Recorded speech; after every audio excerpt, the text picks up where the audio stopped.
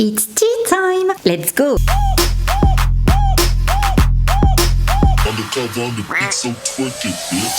Bonjour, bonsoir tout le monde, je suis ravie de vous retrouver aujourd'hui pour l'actu du mois. Donc il s'est passé quand même quelques petites choses, Donc on va commencer avec le divorce de Joe Jonas et de Sophie Turner.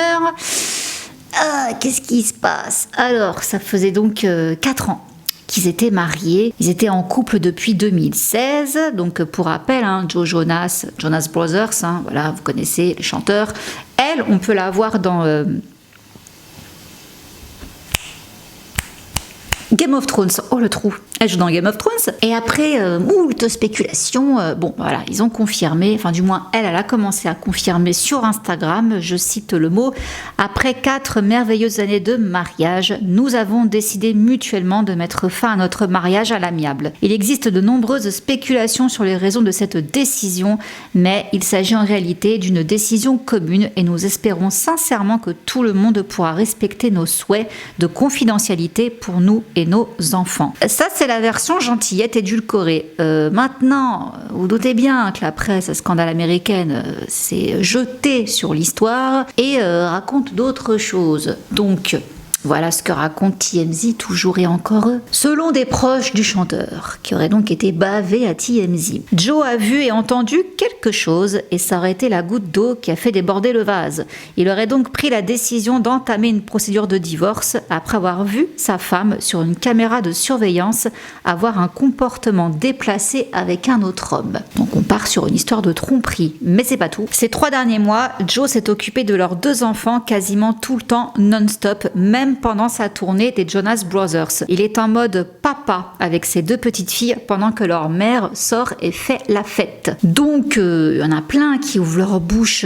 auprès de la presse en disant que Sophie est une mauvaise mère, que lui par contre c'est un papa gâteau, mais il y a un autre magazine qui dit autre chose, c'est un magazine féministe, Jezebel, voilà ce que eux disent. Dans le cas de Jonas contre Turner, les tabloïds se sont visiblement accordés sur le même récit. En gros, Sophie Turner a esquivé ses devoirs maternels afin de 3 petits points, faire la fête.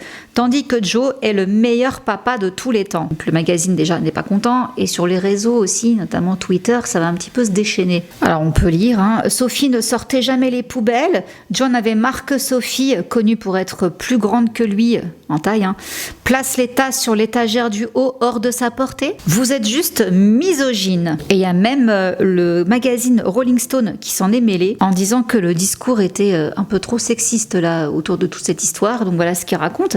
Le fait qu'un mec célèbre et bien foutu soit acclamé par la presse parce qu'il remplit simplement son rôle de parent n'a rien de particulièrement nouveau ou intéressant. Mais il est rare de voir les médias être aussi catégoriques pour parler et soutenir des mères qui travaillent. Même chose, même son de cloche chez Vogue US qui prend aussi la défense de Sophie. Et du coup, Joe, il s'est dit, bon, faut peut-être que je fasse quelque chose. Donc pendant l'un des concerts là récemment, il a parlé au public. Donc voilà ce qu'il a déclaré. Ça a été une semaine difficile. Je veux juste dire, si vous ne l'entendez pas de ses lèvres, ne le croyez pas. D'accord? Merci à tous pour votre amour et votre soutien. Ma famille et moi vous aimons les gars. Donc en gros, tout ce qui peut être dit à tire-larigot, n'en tenez pas compte si c'est pas moi qui vous le dis. Et suite à ça, il a commencé à chanter Hesitate, qui est une chanson d'amour qu'il avait écrite spécialement pour Sophie avant leur mariage en 2019. Et pour rappel, il y avait eu un documentaire sur les Jonas Brothers où justement il s'était exprimé, Joe, sur cette chanson en disant « C'est comme si j'avais écrit mes vœux avant d'écrire mes vœux. C'est ma promesse à Sophie. » Et pour ceux qui seraient intéressés, j'ai retenu les dates pour vous. Sachez qu'ils se produiront en France le 27 mai 2024 à Lyon et le 7 juin 2024 à Paris. Je vous l'ai noté pour ceux qui veulent les voir en concert. Ensuite, il y a eu d'autres rumeurs donc sur le fait que Joe réclamerait la garde exclusive des enfants. Ça, je vous ai fait un post Instagram là-dessus. Toujours même motif, de toute façon, c'est lui qui s'occupe des enfants. Il est mieux placé pour s'en occuper, même s'il est en tournée, parce qu'il a le soutien de sa famille.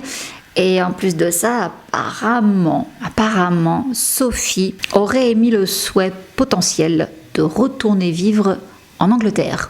Donc un petit souci de distance là entre les deux pour les enfants. Donc voilà, pour l'instant il y a ça sur le tapis, on ne sait pas encore Peut-être que c'est juste des rumeurs pour mettre de l'huile sur le feu. Mais en tout cas, il est sûr que s'il divorce, la question des enfants va quand même être posée là. Hein. Donc, nous verrons bien. Ensuite, on a eu des nouvelles quand même sur Megan Thee Stallion. Rappelez-vous, je vous renvoie ma vidéo pour ceux qui l'auraient loupé.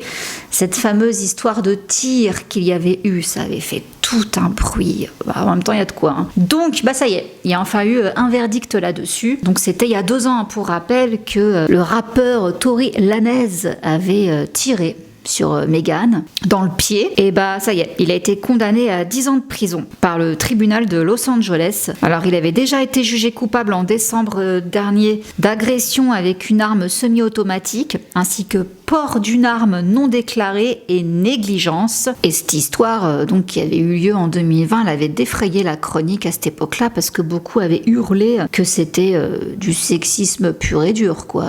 Surtout vis-à-vis du milieu du hip-hop. Et pour rappel, ça s'était produit lors d'une soirée très arrosée chez Kylie Jenner, ça avait dégénéré en partant. Bon voilà, alors pourquoi justement on parle au sexisme ? Parce que Meghan a plus de succès que lui. C'est pas moi qui le dis, c'est la presse.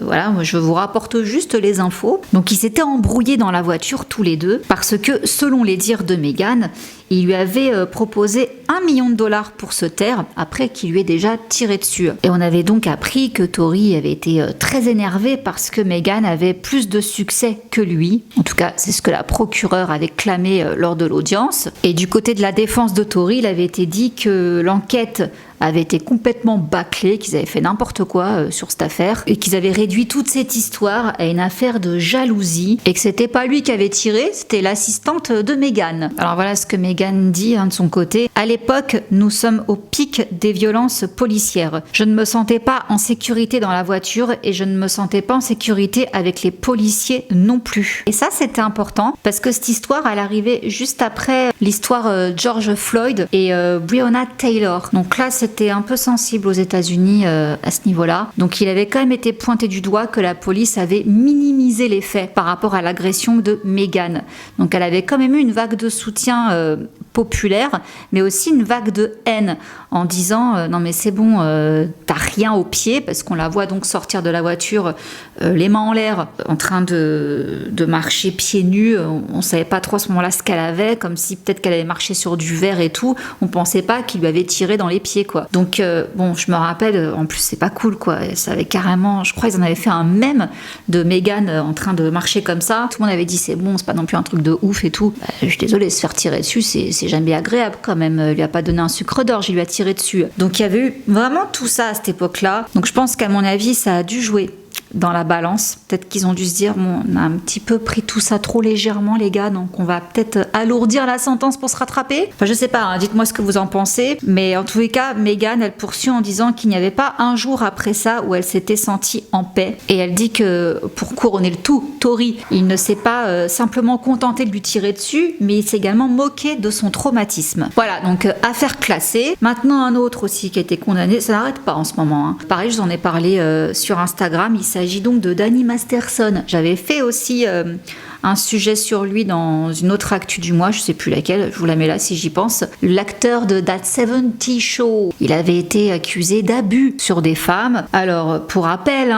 il est également membre, enfin il est pas mort, il est également membre de l'église de Scientologie. Donc il y avait 3 femmes, également scientologues, qui l'accusaient de les avoir abusées à son domicile. C'était entre 2001 et 2003. Et le juge a donc donné raison à 2 d'entre elles, mais pas la 3e. Ils n'ont pas réussi en fait à avoir un verdict à l'unanimité concernant cette 3e victime. Et il a donc écopé, attention, de 30 ans de prison. C'est la peine maximale. Alors à l'audience, l'accusation avait estimé que l'acteur avait drogué et abusé donc de ses victimes. L'une d'elles avait réagi devant le tribunal en estimant que le monde est plus sûr dorénavant qu'il sera derrière les barreaux. Et elle avait aussi rajouté, donc ça c'était au tribunal, tu aimes faire du mal aux femmes. Tu as vécu ta vie derrière un masque comme 2 personnes, mais la vraie personne est est assise ici. Par contre, la défense de Danny Masterson insiste sur le fait que les témoignages des victimes a changé au fil des années et ils ont fini par même suggérer que les préjugés contre la scientologie pourraient avoir motivé le procès. Donc selon deux des plaignantes, l'organisation donc de l'église de la scientologie les avait dissuadées de contacter les forces de l'ordre, donc déjà à l'époque quand elles avaient voulu parler, mais finalement elles avaient fini par aller voir les forces de l'ordre et c'est d'ailleurs à ce moment-là du coup qu'il s'est fait virer Danny de la série The Ranch, donc c'était en 2017. La police avait commencé à enquêter sur ces accusations et il a donc été arrêté en juin 2020, mais à savoir qu'il n'y avait pas que ces 3 femmes-là, car le bureau du procureur du comté de Los Angeles a fait savoir qu'il avait abandonné 2 autres accusations d'agression intime contre lui par manque de preuves et parce que les faits étaient prescrits. Donc on se demande combien de victimes il y a dû avoir. Et du coup, qu'est-ce qui se passe? Cette histoire-là, ça a mis dans la sauce Ashton Kutcher et Mila Kunis. Donc je ne sais pas si vous surfez un peu sur les réseaux, mais là en ce moment ils sont en nage parce qu'ils avaient soutenu Danny.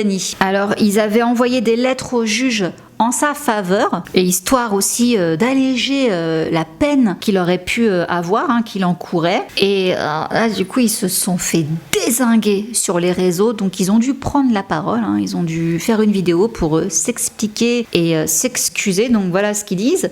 Nous sommes conscients de la douleur causée par les lettres que nous avons écrites. Nous soutenons les victimes et nous continuerons à le faire à l'avenir. Ces lettres représentent la personne que nous avons connue pendant 24 ans et ont été écrites à la demande de la famille de Danny pour que le juge puisse en tenir compte. Elles étaient destinées à être lues par le juge et non à compromettre le témoignage des victimes ou à les traumatiser de quelque manière que ce soit. Nous sommes désolés. Et bien, qu'est-ce qu'ils avaient écrit alors? Un exemple. L'attention sincère que Danny Masterson porte aux autres fait de lui un modèle et un ami exceptionnel. Donc ça, c'est Ashton Kutcher qui l'avait dit.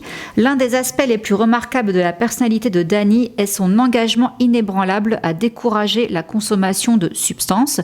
L'influence qu'il a exercée sur moi à cet égard a été inestimable. C'est un ami extraordinaire, un confident et par-dessus tout un merveilleux grand frère de substitution pour moi. Donc ça, c'est Mila qui l'avait ajouté. Et ils n'étaient pas les seuls. D'autres acteurs avaient aussi envoyé des missives au procureur, dont Debra Jo Rupp, également Kurtwood Smith, et il y a également son frère et sa sœur qui l'avaient défendu. Alors son frère, c'est Malcolm Christopher Masterson, qu'on a pu voir dans Malcolm. Pareil, il avait pris la défense de son frère, normal. Et également sa sœur, Alana Masterson, qu'on peut voir dans The Walking Dead. J'avais fait une vidéo sur Malcolm où justement, déjà j'avais été choquée d'apprendre que lui, là, Malcolm et Alana de Walking Dead, ils étaient frères et sœurs, parce qu'ils se ressemblent pas du tout. Mais j'avais pas fait Là, pour le coup, je trouve que oui, maintenant que je le sais, Malcolm et Danny, il y a un air de famille. Mais je me suis dit, mince, ouais, c'est leur frère. Oh, aïe, aïe, aïe, aïe, aïe. Donc voilà. N'hésitez pas à me rejoindre sur Instagram, parce que je vous publie des petites news que je fais pas forcément en vidéo. Mais il y a aussi l'acteur là de À Contresens qui s'est fait accuser donc d'abus sur femme. Il a été arrêté là à Venise. Et il y en a également un autre, alors je sais plus son nom, je vous mets sa photo ici. J'en avais parlé, il me semble que j'en avais parlé, ou c'était arrivé juste après, dans ma vidéo sur la série Mercredi. Il y avait déjà l'acteur le blond là, je sais plus son nom, qui avait été accusé par plusieurs filles de trucs bizarres. Et on savait pas si c'était vrai ou pas. Apparemment, elles avaient des messages, des captures d'écran, des trucs et tout, sauf que beaucoup disaient qu'elles avaient trafiqué ça. Je sais pas, c'est louche cette histoire, mais toujours est-il que il s'est fait dégager de la saison 2 de Mercredi.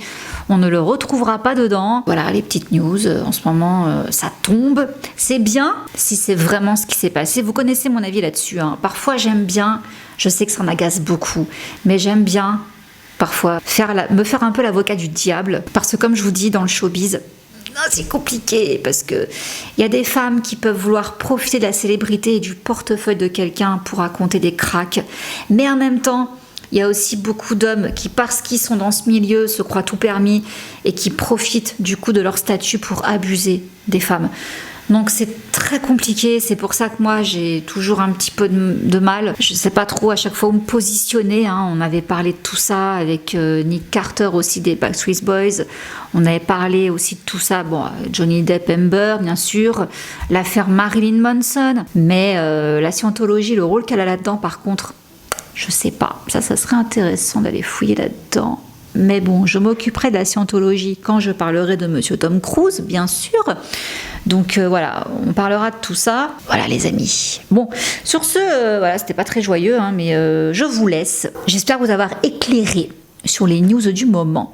Et je vous fais plein de gros bisous et je vous dis à très vite pour une prochaine vidéo. Bisous, ciao. Undercover on the beat, so twerk it, bitch. Like.